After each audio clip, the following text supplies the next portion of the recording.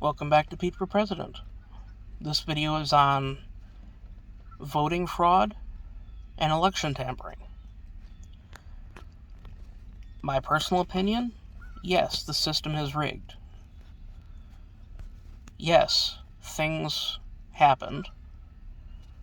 And yes, the 2020 election was stolen by the Democratic Party.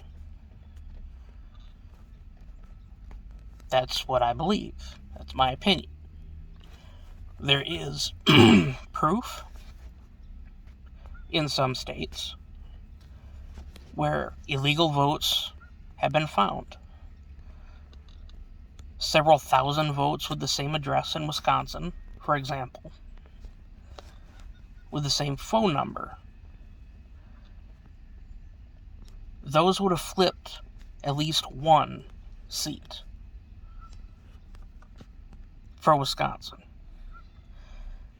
And that's just Wisconsin. There are several states that have done this, where there is proof coming out, and just wait, it's going to come out with the Trump indictment in Georgia. It will come out.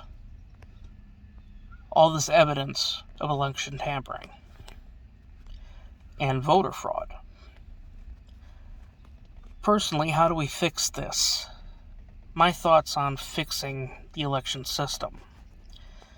First of all, I would press Congress to make voting day 2 days, 48 hours, and have it be a national holiday. Why do we do this? We give 48 hours so people that work first, second, third shift, people who work one day but not the other, make it a national holiday to make it, work free for most people. But you get this system in place, you won't need mail-in voting. There's no reason for someone to mail-in vote unless they're in the military overseas and or people who have applied for an absentee ballot. Mail-in voting should not be a thing. This is how we have all these big upsets, and this is where we also find a lot of voting fraud.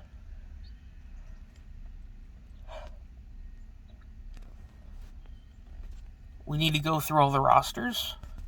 We need to remove people who are deceased from the voting list.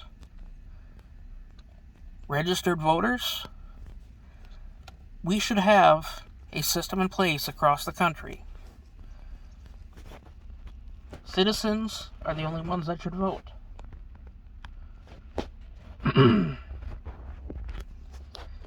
Citizens are the only ones that should vote. Period. And how do we make sure this happens? Well, there's already a system in place to track citizenship, and that's through the Social Security system. Everyone has a Social Security card. What's to say we can't put a barcode on a Social Security card, and that barcode has to be scanned when someone votes? It's a voter ID. What's the problem with that? You have your voter ID, you scan it, you get to vote. If you try to scan it again, the system will lock it out. Red lights will go up. It'd be a simple way to fix the problem.